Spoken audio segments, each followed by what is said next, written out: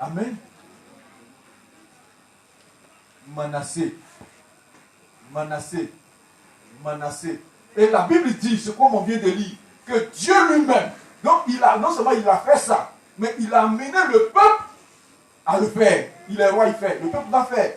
Dieu va parler à Manassé. Dieu va parler au peuple. Mais eux tous, ils disent, reste tranquille. Et ils ont continué dans leur péché. Amen. Ils ont continué. Verset 11. On lit le verset 11. Verset 11. Voici ce qui va se passer au verset 11. Alors l'Éternel fit venir contre eux les chefs de l'armée du roi d'Assyrie, qui saisit Manassé et le mit dans les fers, et le lia dans des chaînes d'airain, et le menait à Babylone. Amen. Bien-aimé, voici ce que Dieu a fait. Dieu a parlé à Manassé. Dieu a tout fait. Bien-aimé, Dieu là, il nous aime. Hein? Il nous aime. Quand Dieu renverse quelqu'un là, c'est qu'il y a longtemps, Dieu a commencé à parler avec lui. Dieu ne tombe pas sur nous comme ça parce que tu as fait en même temps. Ah, tu as fait ça. Tout de suite, Dieu te châtie. Tu as fait ça en même temps, Dieu te frappe. Non, non, non. Dieu n'est pas comme ça.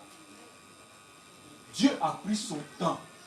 Malgré, regardez un peu le Seigneur Jésus même avec Judas. Voici un exemple concret. Il marche. Et c'est à Judas même, le Seigneur Jésus a donné même la caisse pour être le trésorier. Il connaissait le type. Et puis pendant qu'il marche, il dit, Judas, de temps en temps tu voles, hein? Judas dit, ouais, je sais que je vole. Et puis il continue. Et pendant qu'il continue, il a dit, voici ce que je vais souffrir. Un parmi vous va me trahir. C'est qui? C'est qui? Ça tombe sur Judas. Mais il continue. Judas continue quand même avec eux. Jusqu'à la fin. Le Seigneur Jésus est resté avec eux 3 ans et demi. Judas connaissait ce qu'il faisait. Pendant tout ce temps, le Seigneur Jésus, chose. Il l'a laissé là.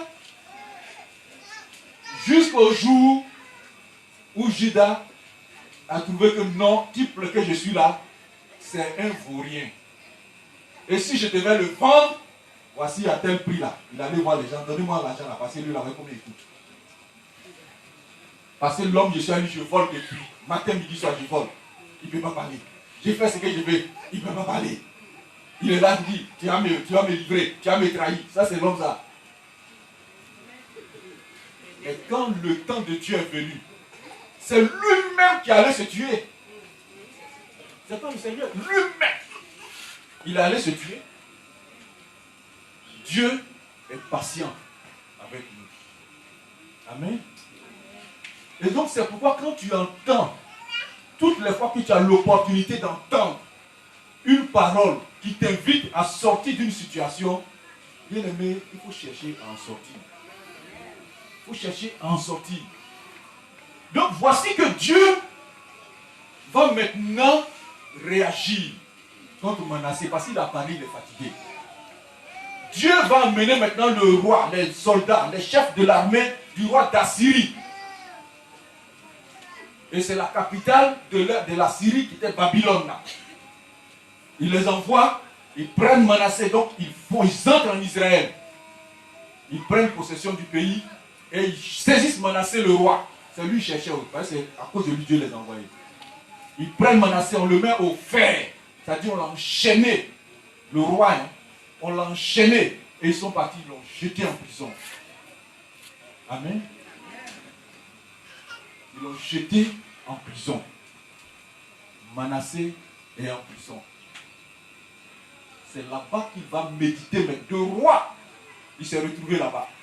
Mais je voudrais qu'on fasse quelque chose. On va regarder quelque chose dans 2 Rois chapitre 20.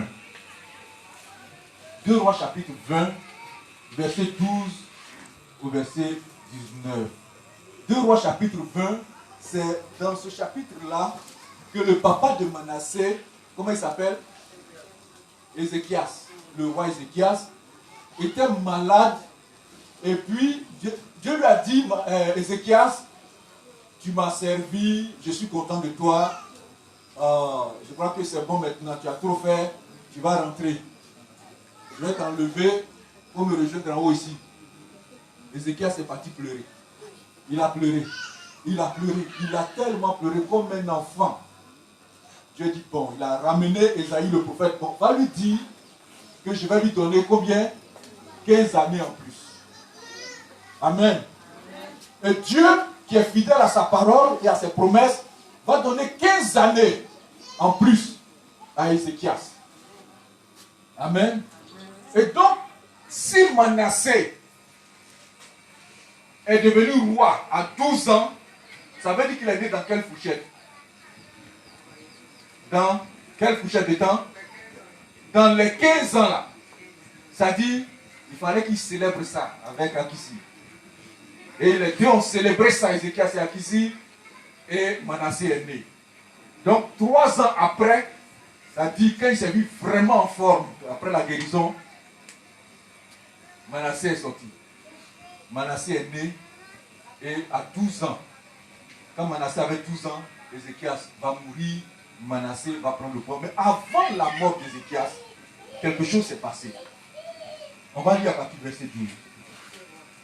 2 Rois 20. 2 Rois 20, verset 12. On lit. Vous suivez bien la lettre, le passage. En ce même temps, Mérodach Baladan, fils de Baladan, Oui. roi de Babylone, envoya une lettre et un présent à Ézéchias.